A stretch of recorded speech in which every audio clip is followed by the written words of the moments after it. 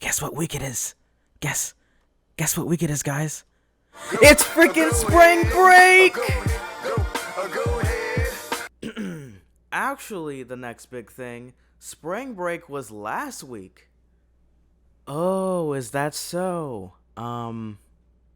Well, Okay, let me just start the video.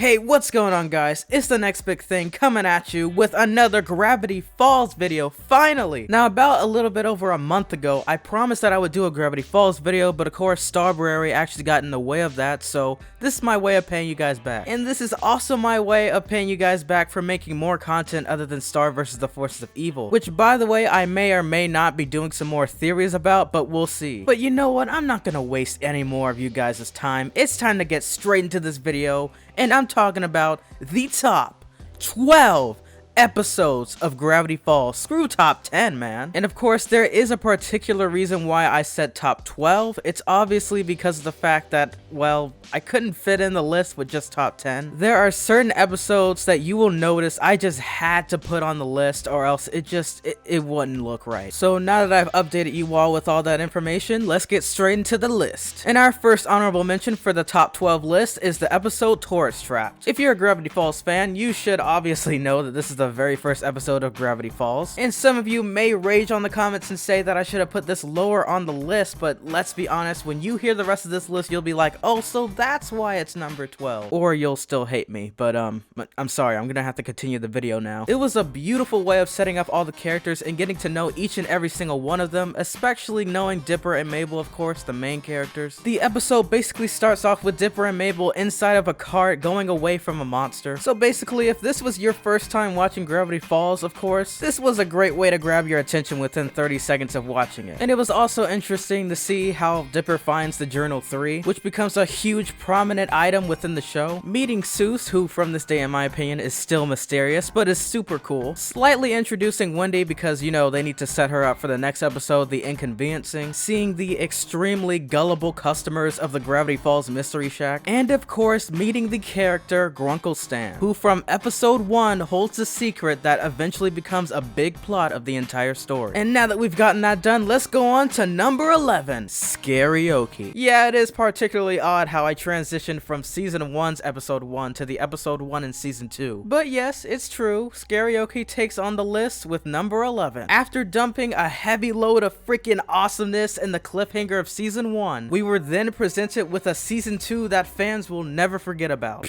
And heck, why not start off the episode showing Grunkle Stan, giving us a continuation of what happened back at the finale of season 1, and don't worry, that episode is totally on the freaking list. This episode shows us Grunkle Stan and his true colors behind what he knows about the town, as to what he reveals to both Dipper and Mabel. This also is the same exact episode where Dipper gets the Journal 3 back. The government agency tries to hunt down the Mystery Shack and Grunkle Stan himself. A zombie party that practically included all of the characters of Gravity Falls. Jokes in this episode actually made me laugh.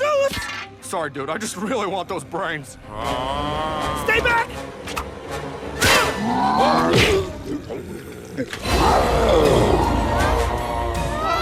Give it up, dudes. Your fighting only makes us look more rad. The invisible ink pages of Journal 3 was revealed. And of course, how can we ever forget about Grunkle Stan's awesomeness bashing the crap out of every single zombie? Anyone else want a piece? And I'm pretty confident that I explained a lot. Enough said. Then, towards the end of the episode, we were presented with a major hint that they were going to go into the bunker. And in speaking of into the bunker, that is also the title of the episode, which is not number 10. Instead, number 10 is going to be Northwest Mansion Mystery, or as what some others may call it, Northwest Mansion Nowhere. In this particular episode, the Northwest family experience a ghost haunting, which is something that their rich, jerky behinds actually deserve. But instead, they ask Dipper for his help, and specifically Pacifica asks Dipper for his help, and so Dipper accepts it, in exchange for tickets to go to the Northwest family party, mainly because Mabel once again has an obsessive boy crush. flesh, but this time so does Candy. But don't worry, the most appealing part of this episode is when Pacifica and Dipper both take on the ghost. And as it turns out, we actually get to learn that Pacifica isn't as bad as her parents at all. Despite the fact that she kinda used him to get rid of the ghost, but in a way it wasn't really her fault, and she even manages to do her best to apologize to him for it. And what really makes this number 10 on my list is that it's actually an emotional episode in a way, and it was a really nice way of displaying their relationship between Pacifica and Dipper. The funny part is, Dipper's the one that hated her the most, which is what makes this completely special, because even from the very beginning, from season 1 up into the episode The Gulf War, we've seen almost little to nothing strictly from Pacifica but selfishness and just straight up pettiness. But of course, coming down from this episode, we see a broken down daughter that wants nothing to do with her family history. And of course, in the end, she decides to become the unique black sheep of the family and completely cut off the curse, for which she does by opening the gates for the townspeople. Oh, and also, one last small little fact for this episode. It was the very first episode of Gravity Falls that I ever analyzed. And coming up next on our list as number 9 is Carpet Diem. In this episode, Dipper and Mabel bicker about having their own room because, you know, the whole sleepover problem with Mabel, and Dipper wanting his own space. Jumping a bit further into the episode, and Seuss supposedly accidentally stumbles upon a hidden door, which of course not only leads to a secret magical carpet of the room, but the room itself. A room filled in with mysterious objects that not a normal person would normally have inside of their room. And most of all, it was obviously something that Stanley was trying to hide from everyone since the beginning. This was a great way to display to the show that there's more to it than just a bunch of silly jokes. Later on, if you were to go to season 2, you would notice that there was nothing but a bunch of Easter eggs, hidden gems, and mysterious foreshadows in this episode. One major prime example in this episode is this rainbow effect shown on this pyramid. Now keep that in mind and fast forward 4 episodes later. While Gideon is explaining the backstory of the journals and how they were created by the author, you can just vaguely see a rainbow color effect by the ink pot on the right hand side. But nah, it was just a silly episode. Oh no, I changed back. At least I think I did. I'll still eat ya. Okay, pal, that's enough of that. Move it along. Weird old man. Number 8. Into the Bunker. Following the episode Scary-oke, Into the Bunker is a story about Dipper, Mabel, Seuss, and Wendy going down a bunker that the author used to be inside of. But instead of having a regular old mystery hunt together, they actually find something that they won't be able to unsee for a very long time, probably in their nightmares. Forever. Especially Dipper, he's scarred for life. In this episode, they meet the author, or at least so they thought. They instead meet a shapeshifter that the author used to have as a pet. And boy, did this episode have some hectic moments messing with the characters' minds. It proceeds to take on the body of Wendy, and it does a pretty darn great job at doing so. Apparently, while in the form of Wendy, it manages to get Dipper to confess his crush on Wendy, which leads to them just talking it out as adults. And it was something that definitely needed to be resolved since season 1, and that's not even half of what all happens in this episode. Also in this episode, Dipper's death was sort of foreshadowed, but not really. I'm just going to be calling it his possible death, because remember, he did the same exact pose when he was being shaped into the wooden form in the episode Northwest Mansion Mystery. Certain people tried to debunk the theory, saying that he wasn't wearing the same exact clothes as the episode Into the Bunker, so that doesn't count. But I'm pretty confident that's what it was, especially now that the show series has officially been over, unless they totally make a movie out of it and then it happens again. But that's just a long shot, guys.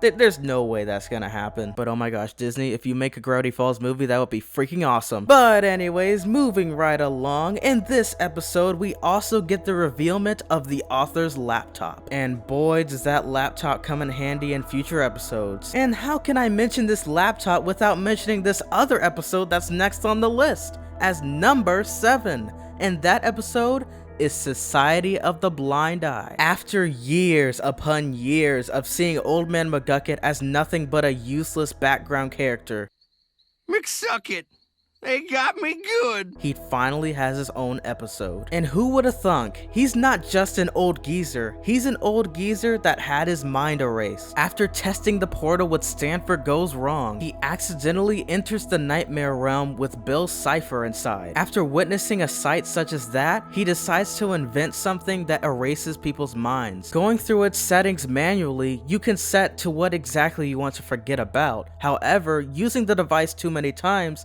could give you you a complete mind erase. And also, depending upon on how long ago you used the device, let's say about 30 years according to Old Man McGucket, if you were not shown any photographic images of your past in time, it will take you even longer to recover. Something that was slightly hinted in the episode Weirdmageddon Take Back the Falls, and none other than the real life edition of Journal 3. Oh yes, and of course, one last thing to mention. Not only did this episode debunk a huge theory stating that Old Man McGucket is the possible author due to his bandages on his hands, but it encouraged its viewers to search even harder for the true author of the journals, despite the fact that it kinda ticked off people. Number 6. A Tale of Two Stands. There was plenty of hype for certain episodes of Gravity Falls, but this was the second most hyped episode in history.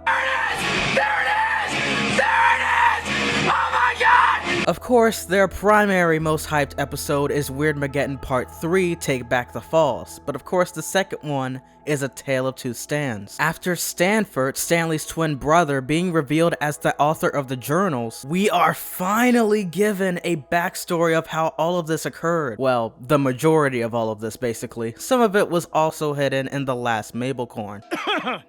In this episode, we learned that Stanford's real name is Stanley, which would explain why his car is that name on his back of his license plate, and how he was able to hide his identity after all of those years of scamming people. We also got to learn that Stanford's extra finger on each of his hands are a birth defect. Stanford is voiced by J.K. Simmons. Now, are you a rusher, or are you a dragger, or are you gonna be on my fucking time? I'm gonna be on your time. Blendon was there. Stanford was foreshadowed from long ago, how Stanford got stuck in the portal for 30 years, and basically almost everything else people were curious to know about both Stanford and Stanley, except of course the backstory of how Bill Cipher met with Stanford. But other than that, this episode was more than worth the hype. Number 5. How can we go any further in this list without mentioning Not What He Seems? Of course, as you should know by now, this episode presented us with one of the biggest moments in Gravity Falls history ever. And what in the heck else would I be talking about other than the revealment of Stanford Pines himself, aka the author of the journals. And after waiting approximately 2 years and 9 months, wait a minute, let me make sure. When was the very first episode of Gravity Falls? The first episode of Gravity Falls was on June 15th, 2012. Okay, good. Just wanted to make sure. And yes, approximately 3 years of this stuff, and we finally got a revealment. And it wasn't just about the revealment either. It was about trusting Grunkle Stan. It was a heart-wrenching moment for both the viewers and Mabel. And what else can I say? What a way to go. Uncle Stan? 6, 5. I trust you. Mabel, are you crazy? We're all gonna... 1. Number 4, The Last Mabelcorn. Oh my gosh, what can I say about this episode? Like, this was awesome. Like, oh my goodness. I even said that it was one of my absolute favorite episodes of all time with Gravity Falls in one of my videos. I think it was the video analysis, I believe. But anyways, in this particular episode, we got the backstories of both Dipper and Ford with Mabel, Wendy, Candy, and Grenda. Yeah, I had to memorize all their names. I forgot for a second there. This was a really great way of showing the backstory on how they were able to survive and make a force field to get away from Bill Cipher and his henchmen, which was a hecka significant thing used in the episode Weirdmageddon Take Back the Falls. And I know, I just keep mentioning that episode, but it just has a bunch of continuity from previous episodes before then. However, in this particular episode, we got to learn more of the backstory between Bill Cipher and Stanford, and we also got a part of a silly story with, you know, Mabel and the rest of them. And I don't know about you all, this is one of the very few episodes where I actually like Mabel's side of the story of everything. To be perfectly honest with everyone watching this video, I usually would find Mabel a little bit more obnoxious and completely boy crazy. And having Mabel as a character that's always constantly boy crazy isn't necessarily a bad thing. It just begins to get really redundant when she becomes selfish. I mean, it becomes so bad to the point where Bill Cipher even tells her off about it. And if you want further details on how selfish Mabel can be, I think you should check out this guy's channel, Jello Apocalypse. I watched his video for So Basically This Is Gravity Falls video, and he explains it perfectly. I never really thought of Mabel's true selfishness too much until he started bringing it up in the video. But yeah, you should definitely check out that video. Link is down below in the description. We were also given some major plot holes that were filled in this episode about Bill Cipher and Stanford. Basically how he met Bill Cipher, made a deal with him, got to know him a bit more, and then his ultimate betrayal. But yeah, Mabel's side of the story is about seeing this magical pony, basically a parody of My Little Pony Friendship is Magic, and how she has to be pure of heart in order to get her hair or something like that. But in the end, they end up stealing the hair by force. And there was even a deleted scene from the same exact episode because I guess they thought it was a little bit too violent for certain audiences, which I completely understand. So yeah, but anyways, it was still very entertaining and it was very interesting, and it sort of teaches others about the false reality of perfection. You're not perfect, Mabel. And next in our list for number 3 is Dipper and Mabel versus the future. In this episode, Mabel begins to realize that things aren't exactly going her way when no one is actually available for her birthday party. She won't be able to exactly stay a kid forever, and things aren't exactly going as planned. Why aren't they singing about following their dreams? TV taught me that high school is like some sort of musical. TV lied, man. If you can avoid growing up, do it. But on the other hand, Dipper and Ford lead their way up to an alien spacecraft that's been abandoned for years. And apparently, it was also the same material used for some of the parts of the Mystery Shack, which I guess would kind of explain the areas behind the vending machine. Not everything was wooden. They raid the cave to acquire some futuristic glue, also known as, well, you know, super awesome adhesive. But however, during their time there, they trigger an alarm, and eventually Ford gets taken captive by an alien spacecraft. So obviously all of heck is happening right now. Dipper is chasing after him, and the action is just awesome. It ends with Dipper saving Ford's life by being completely bold in the moment. And after Dipper shows just how fearless he is, the spacecraft deactivates, and Ford and Dipper are both saved. Unfortunately, however, Mabel overhears Dipper agreeing to Ford becoming his apprentice. And in the words of Bill Cipher, things change. Not only was this a quote said by Bill Cipher himself, but this was also something that Dipper similarly said to Mabel before she ran away. Things change. Summer ends. Thus giving us one of the most remarkable cliffhangers for the beginning of the end of the world. Mabel is deceived into giving Bill Cipher the rift, and all of heck literally breaks loose.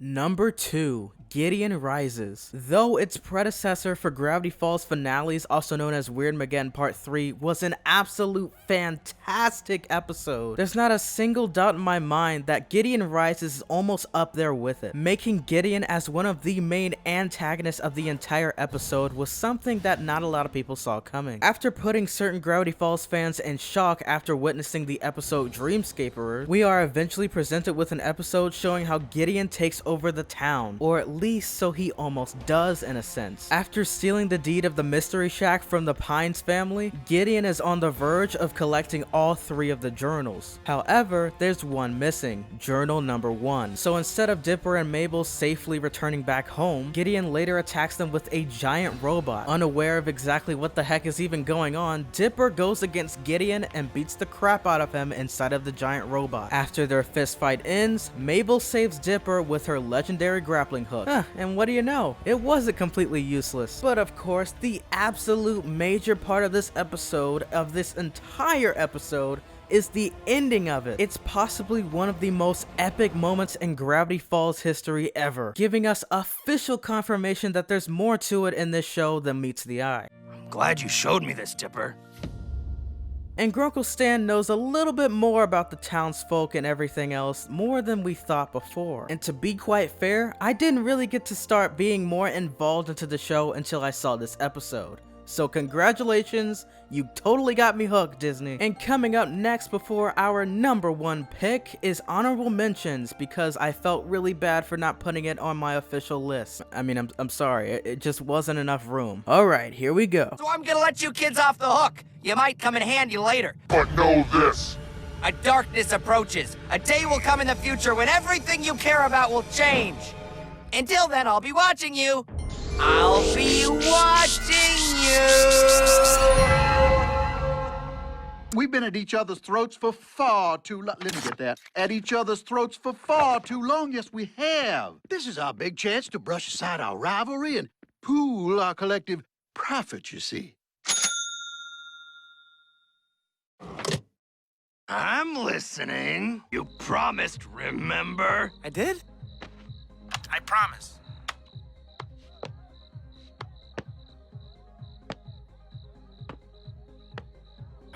I don't know, man. Mabel worked really hard on these. Seems to me one little puppet is a small price to pay to learn all the secrets of the universe. Besides, what's your sister done for you lately? How many times have you sacrificed for her, huh? And when has she ever returned the favor?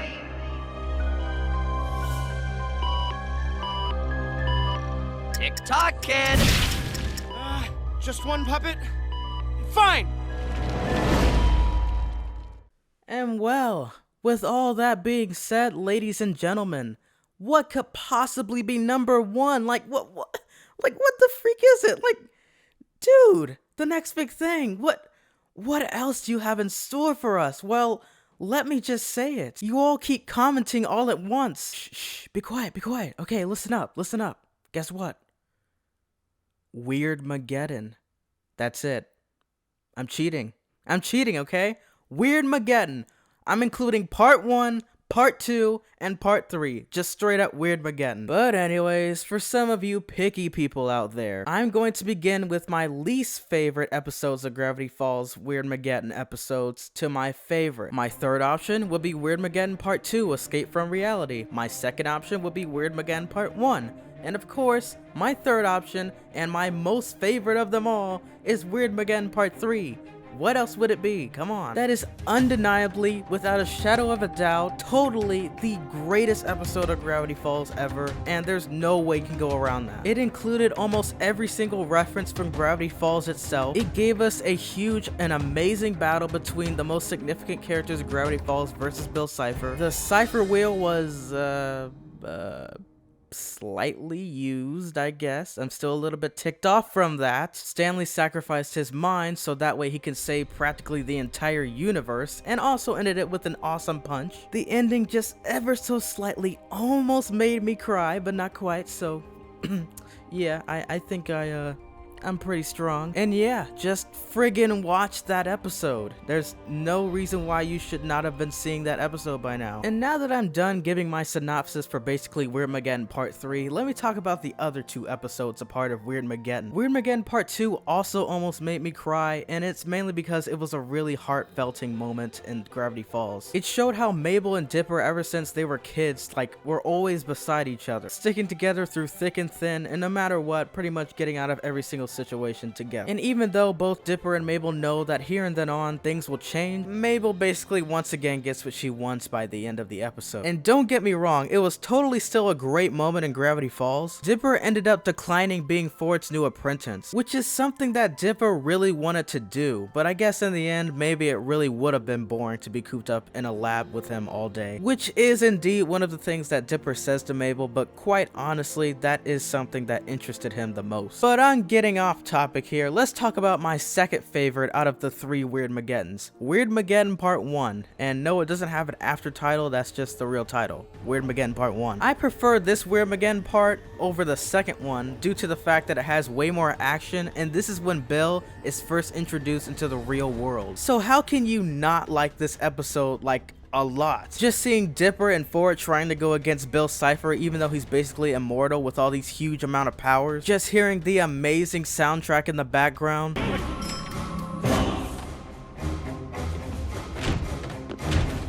Especially the different soundtracks that they use for the scenes with Dipper and Wendy going against the Automart people. And one of my absolute favorite scenes from this episode is this. I'm almost there.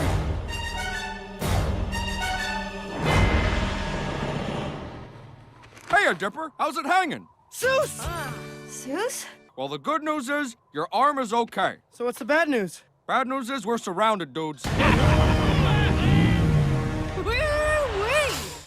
Freaking Seuss, he gets me every time. I still totally think he's evil. But nah, guys, I'm just joking around. By now, I already learned that Seuss is actually, in the end, a really nice guy. And in speaking of Seuss, I really appreciated the fact that they showed him as the new Mystery Shack owner. It was something that they showed towards the end of Weirdmageddon Part 3, and the fact that his girlfriend was there to help also made it great about it. Okay, Gravity Falls fans and everyone else out there, I hope you enjoyed this video because it is a long video. I mean, it was a long video. This is the first time I've ever gone over the 20-minute mark in my channel, and this is something that I next to never do. I try to make sure I never do this, mainly because it takes me a while to edit it. Of course, that's why you saw me gone for many weeks, but that wasn't the reason why I was gone for weeks, but, you know, possibly a week. It was a video that I was basically dying to make from day one, but it was a video that almost everyone else was doing, and then I started to get discouraged and I was like, I don't think I should do this. But then after a year of waiting, I'm like, you know what, let me just do this in memory of Gravity Falls. So I did the video. But yeah, you guys know what to do. Give this video a like if you enjoyed it, please subscribe if you haven't, and most of all, have an amazing, awesome, spectacular day. This has once more been The Next Big Thing, signing off. Peace.